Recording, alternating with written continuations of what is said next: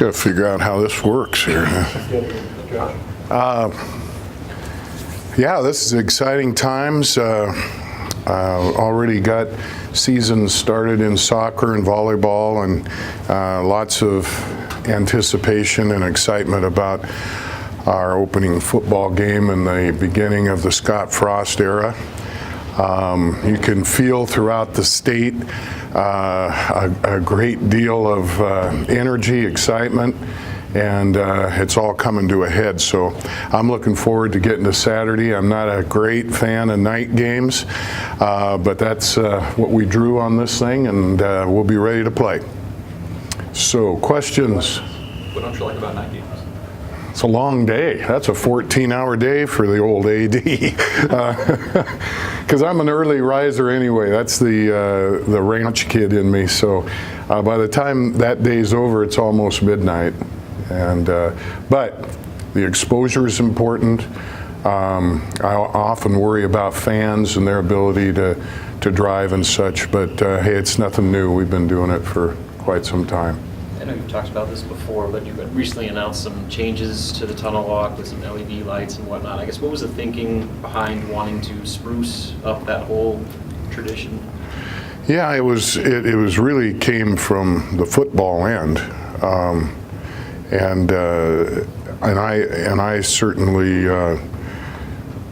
bought into it. I think it kind of goes with our theme of honor the past, live the present, create the future. So there will be pieces of the tunnel walk that are traditional and have been part of our history through many, many years. And then there'll be some things that might be more appealing to that 18, 19, 20-year-old player.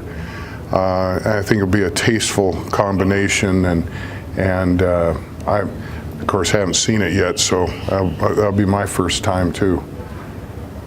Talk about the music that might be used? I don't know the music. I think there'll be some of the old and some of the new too, but that's only hearsay. You go with the schedule that came out yesterday into the future with conference road games at Minnesota in 23, I think it was, and at Illinois in 25. How much of a say did you guys have in that, or maybe what was the thought in opening the season with those games? Well, our TV partners want us to spread the conference games out because they're the most attractive, and everybody's going to get a little taste of that, in due time. So, I really think that our program, by the time we get to that point, will be a veteran program that'll be able to handle that. You got to play somewhere, and a conference game that's not uncommon. When I was in the Pac-12, we had several of those for the same reason. The having a crossover partner with Michigan starting in 2022, how did that sort of come about, and what were those conversations like among the athletic directors as the scheduling process took shape? Well, that's a good question, and I'm glad it was asked. When Scott and I really dissected the schedule and what we have been doing since we joined the Big Ten and where it was going, it became quite apparent that the so-called traditional football powerhouses were playing each other a lot more than anybody else, and I respect that.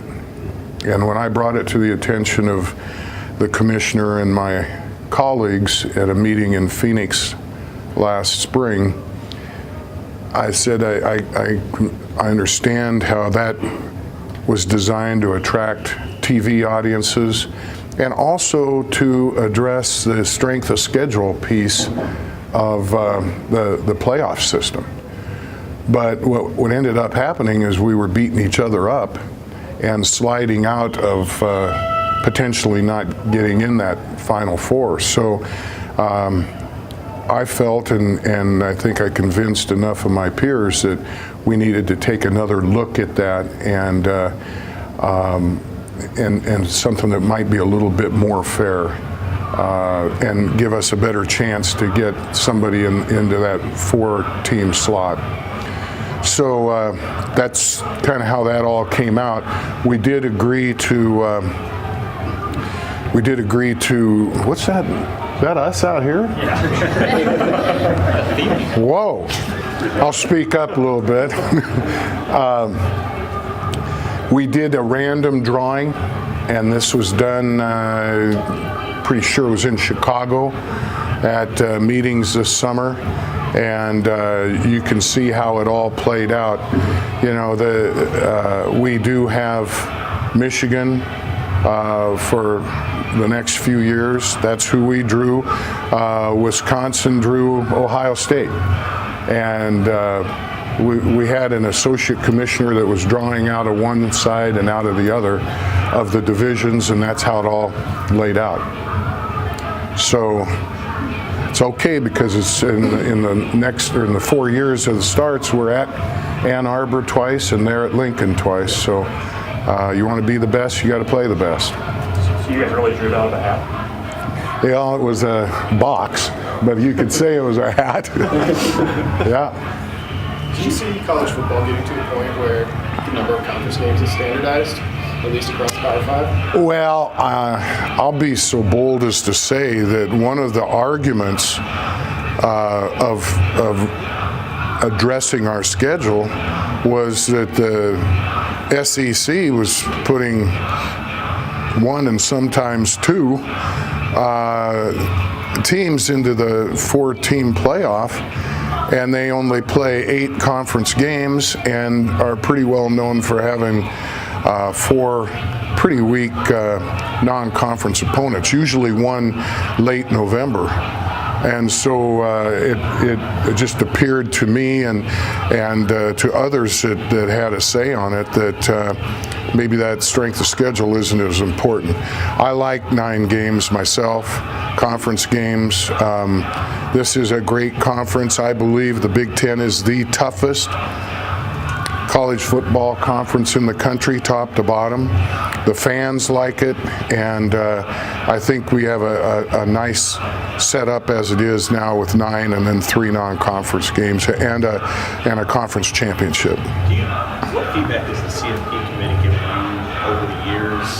Whether it was when you were in the Pac-12 and Stanford didn't make it that one year, or now that you're in the Big Ten and none of the teams made it last year, what feedback have they given you on what the league could have done differently, or their decision-making process? Do you have any insight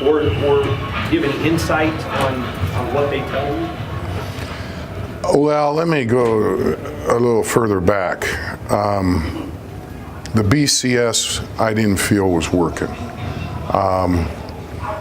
And I got frustrated with that quite a bit when I was at Oregon. Really felt that our team in, was it 2001, should have been playing Miami in the Rose Bowl for the national championship. Now that I'm a Husker, I'm so glad Nebraska was there and showcasing a Heisman Trophy quarterback, but that had to be fixed, and it was. I know people are talking about 8 and all that, and but I think the step we made to the 4 is very good. And will it be tweaked here and there? Probably, just like the BCS was for a while. But I think in its basic form, it works. But the BCS, you could have technically taken the BCS and expanded it to 4 and continue to have a formula. Now it's just people. How do you crack the code into their brains? I guess that's the question. Yeah, except how can you tell them Alabama's not as good as you think they are if they think Alabama's really good? Alabama's pretty good. They are. And you know, there you look at Penn State a couple years ago, and you know, and I found out in basketball somebody's always going to be cut. And when it was 2, that you had number 3 upset, and now that it's 4, number 5 is going to be upset. So if we go to 8, number 9 will be upset. So, but I do think that the selection process is better. You've got athletic directors, you've got former coaches. I think it has a lot more credibility than before. And is it perfect? probably not, but I think it's a better model. Would you like to hear the coaches who are in that committee talk after the selections are made to give their insight on why they did what they did versus just one person who represents the committee? I have talked to coaches and ADs that are in the committee, just like I have in men's basketball too. And these people are dedicated, and it takes a big. I remember I really thought I wanted to be on that committee, and was a little upset when I wasn't selected. I think Pat Hayden was back when the first year, and when I realized what the commitment was for him. I had a son still playing high school football. I was so glad I wasn't on it, but I wouldn't mind being on it now. Print that, please. What kind of tweaks would you like to see in the transfer rules? We haven't seen the end of the transfer changes, I don't believe. There's a lot more concern for the student athlete welfare,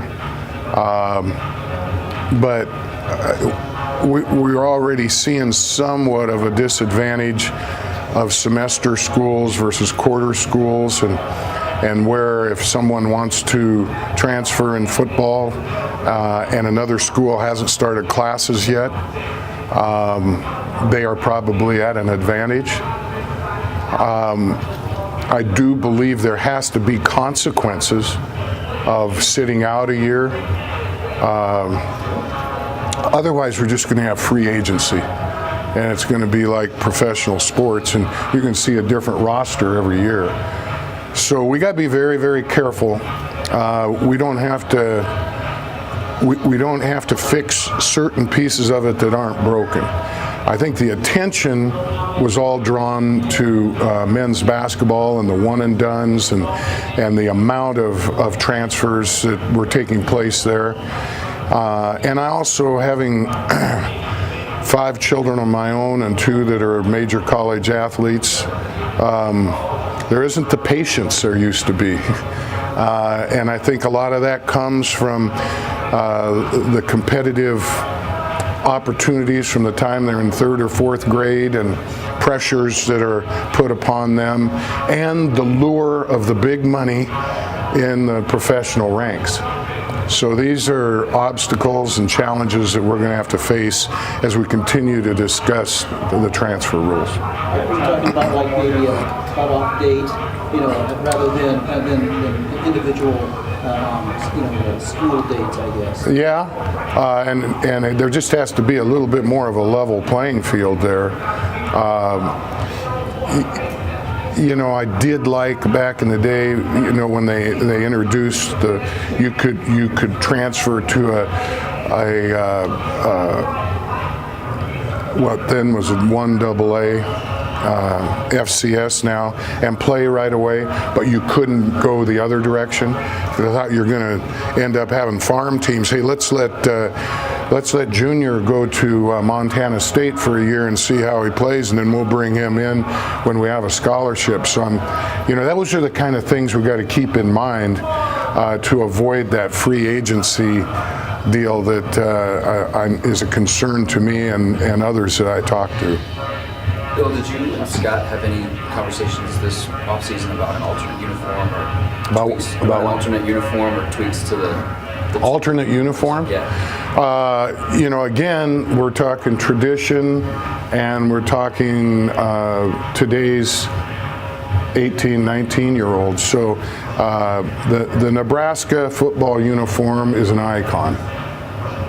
It's like Michigan, Alabama, Texas, USC, and that'll be our standard uniform.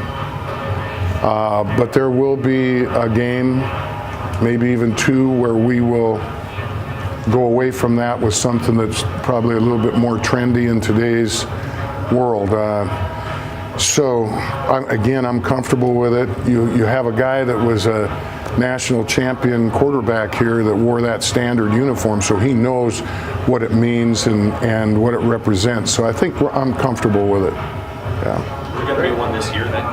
What's that? Is there going to be an alternate uniform? Yeah, yeah. Which game? I think it's the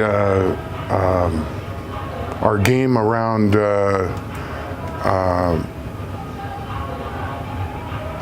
Veterans Day, the Armistice Day. Yeah, I think that's when it's going to be played. I'm not or Warren. I'm not sure. Yeah.